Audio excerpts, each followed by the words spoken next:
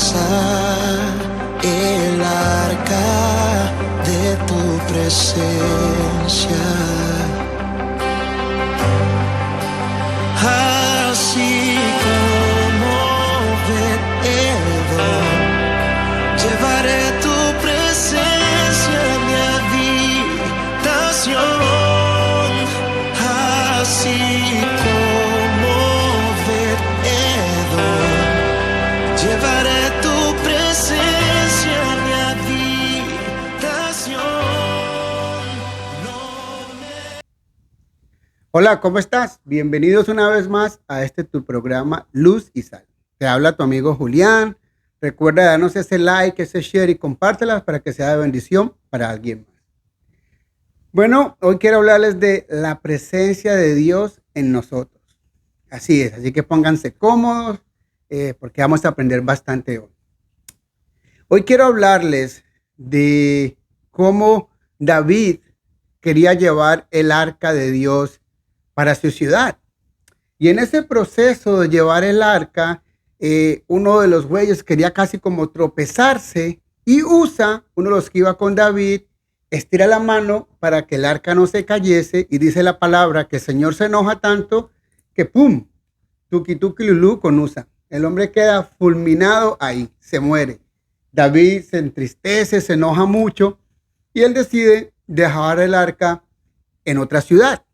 Y bueno, antes de entrar, escuchamos un poquito de esta hermosa alabanza de Obed-Edom y está interpretada por Barak. En esta interpretación es que les voy a hablar un poquito. En segunda de Samuel, en el capítulo 6, del versículo 11 al 12. Se los voy a hablar en la nueva traducción. No, Dios habla hoy. En Dios habla hoy. Dice, el arca del Señor se quedó 3 meses en casa de Obed-Edom. Y el Señor lo bendijo a él y a toda su familia. Cuando le contaron al rey David que por causa del arca del Señor había bendecido a la familia de Obed-Edom, junto con todas las pertenencias, pues David fue y pues con todo el hombre dijo, voy y me voy a alegrar y voy a trasladar el arca de Dios de la casa de Obed-Edom a la ciudad de David. Así dice este último capítulo. Y es interesante cómo David percibe la presencia de Dios en el arca. Ahora uno puede decir, pero pues tan egoísta David, o sea, envidioso el man. Vio que Obed-Edom estaba siendo bendecido y entonces él la quiso ir a quitar. Pero no lo miremos por este punto de vista. David llevaba el arca para su ciudad. Él quería que la presencia de Dios bendijera su ciudad. De hecho, él hizo una pausa debido a lo que sucedió, pero él continuaba con el proceso de llevar ese arca hacia su ciudad. Y bueno, la presencia de Dios estaba en ese arca. Y esa arca fue construida bajo estrictas medidas dadas por Dios. Luego, más adelante, se construye un templo por medio de Salomón, ¿verdad? ¿Para qué? Bueno, para que Dios habitase ahí. Y por último, Dios dice, ya no habitaré más en manos de templos o en templos de manos hechos por hombres. Así que Dios ahora habita en nuestros corazones. Miren, en ese entonces la presencia de Dios venía sobre los hombres que Él mismo escogía. Pero hoy en día la presencia de Dios está en nosotros. ¿Cómo? A través del Espíritu Santo. Así es. Nuestro cuerpo, nuestro corazón, nuestra alma viene a ser templo del Espíritu Santo cuando recibimos a Cristo como nuestro Señor y Salvador. Nosotros somos ese arca en el cual la presencia de Dios está o habita. Y quiero llevarlos a la palabra en Juan capítulo 14 versículos 16 y 17. En la misma versión Dios habla y dice, y yo le pediré al Padre que les mande otro defensor, el Espíritu de la verdad, para que esté siempre con ustedes. Los que son del mundo no lo pueden recibir porque no lo ven ni lo conocen. Pero ustedes lo conocen porque Él permanece con ustedes y estará en ustedes. ¡Wow! Tremendo este versículo. Mire, como nosotros podemos ver aquí, nosotros no estamos solos. El Espíritu Santo ahora mora en nosotros. Pero tengo que hacer una aclaración aquí. Mira, no todos lo tienen. Este versículo es muy específico. Pues los que son del mundo, o sea, los que habitan en pecado, pues obviamente no lo tienen, ya que Dios no habita donde hay pecado. Pero, pues si entonces, ¿qué venimos a hacer nosotros? Porque sería una gran pregunta, ¿verdad? Bueno, simplemente personas comunes y corrientes. No somos extraterrestres. Miren, estamos en este mundo, pero no somos de este mundo. Nuestro reino es celestial. Y aquí nosotros somos peregrinos que estamos de paso.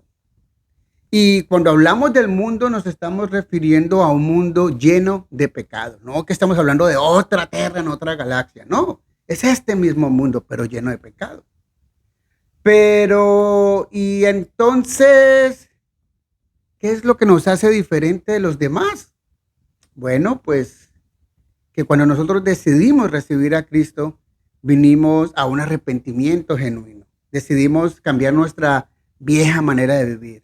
Confesamos nuestros pecados delante de Él y pues por ende somos adoptados por Dios. O sea, que se nos dio la potestad de ser llamados hijos de Dios.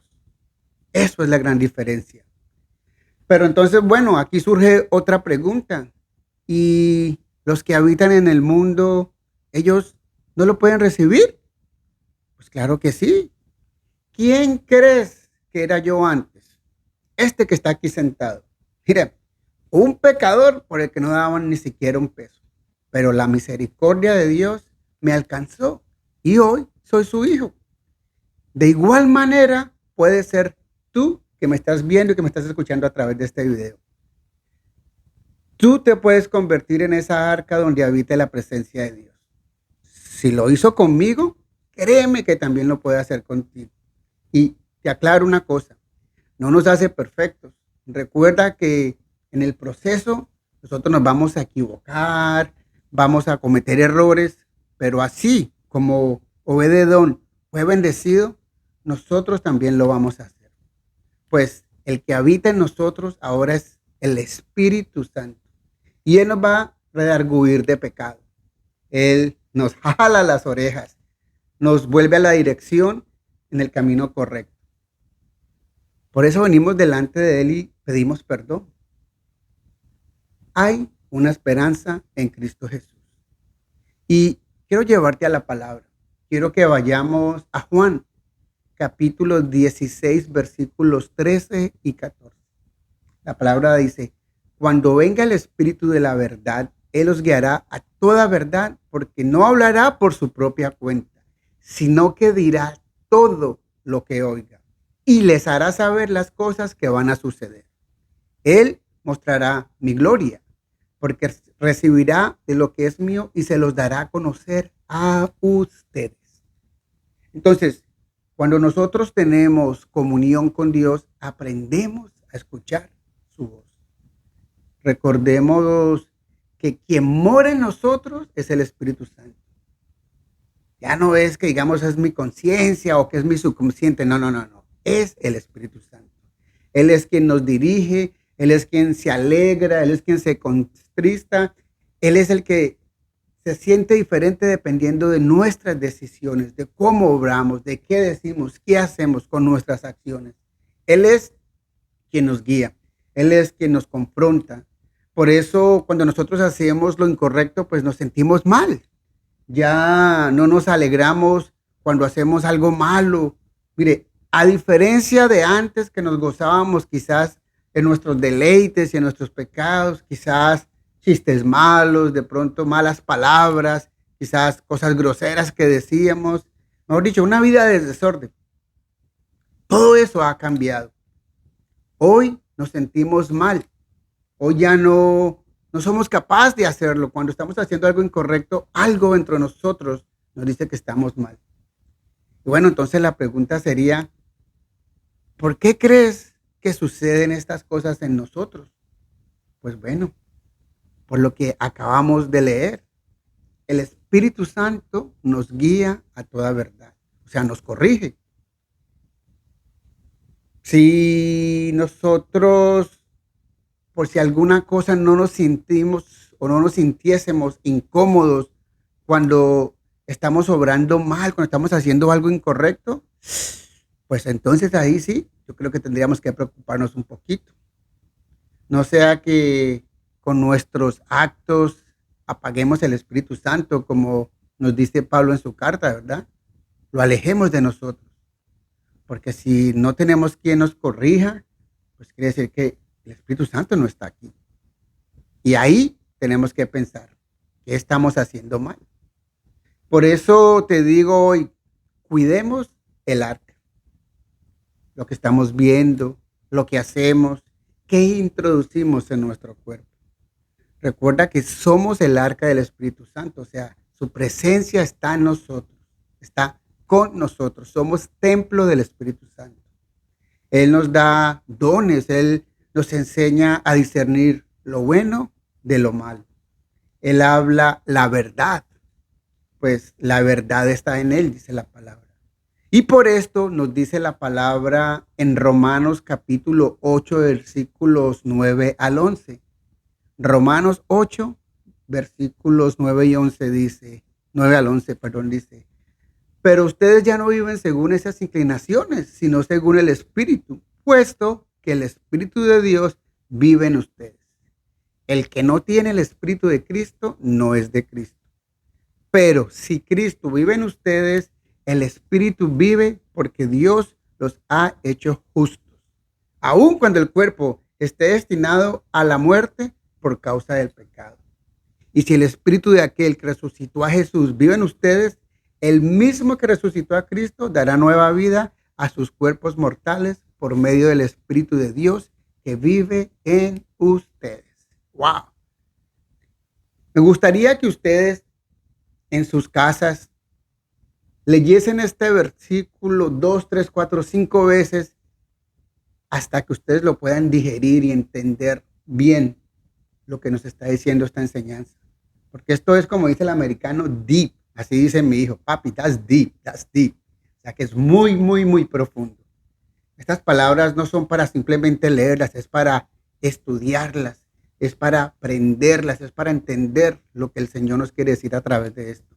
Aquel que levantó a Cristo de la muerte es el que está en nosotros, a través de cuerpos mortales, porque estamos destinados al pecado, a morir, ¿verdad? Pero a su gracia, gracias a que el Señor nos restauró, pues hoy tenemos esa promesa de la vida eterna. Y esto es para cualquiera que decida hacer ese cambio en su vida, convertirse en ese arca de Dios, que la presencia de Dios esté en él. Recuerda, Dios quiere hacerlo contigo. Si lo hizo conmigo, lo va a hacer contigo. Lo único que tú tienes que hacer es disponer tu corazón y deja que el Espíritu Santo haga su obra en ti. Así de sencillo, no te compliques más. Mire, nosotros ahora somos nuevas criaturas. Ya lo viejo quedó atrás. Ya no nos deleitamos más en el pecado. Somos sensibles a su voz, a su toque en nosotros. Por eso es imposible no tener comunión con Él. Si es que Él está dentro de nosotros, por eso podemos hablar con Él. Así nos llaman a nosotros locos. Pues mira, recordemos que el hombre natural no puede entender lo espiritual, pues para él es locura. Él no lo va a poder entender. Pero la pregunta es, si tú y yo sabemos quién mora en nosotros, entonces, ¿por qué no hacerlo? Volvámonos locos por Él. Así que nosotros debemos de entender que tenemos una bendición bien grande al tener el Espíritu Santo en nosotros. Así como Edom fue bendecido por tener el arca de Dios, la presencia de Dios en su casa, imagínate cómo será tu hogar, cómo será tu casa, cómo se sentirán tus hijos. Si tú que me estás viendo tienes la presencia de Dios, tú eres ese arca. No sé si tú estás entendiendo lo que yo te quiero decir. O sea, esto es para que lo profundices bien. Es importante entender esto.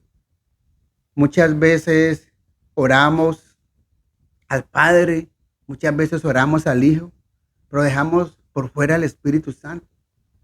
Recordemos que los tres son uno y cada uno tiene una función específica. Dios Padre, Dios Hijo y por supuesto el Dios Espíritu Santo, nuestro consolador. Así que quiero que mediten muy bien en esta palabra. Seamos santos como Dios es santo.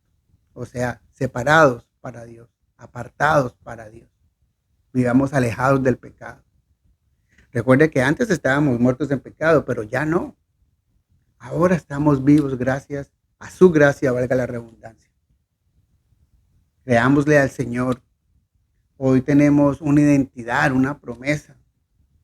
La gracia de Dios está en cada uno de nosotros. Así que aprendamos a disfrutar esta bendición que Dios nos ha dado. Y así como Obed-Edom fue bendecido, pues también lo somos nosotros. Seamos sabios, aprendamos a entender esto.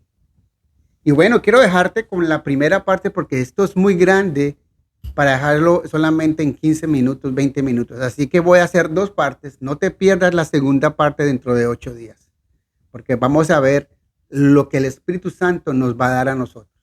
¿Ok? Las bendiciones de tener el Espíritu Santo. Así que mi gente, los espero dentro de 8 días. Recuerda, te habló Julián en tu programa Luz y Sal. Nos vemos. Chao, chao.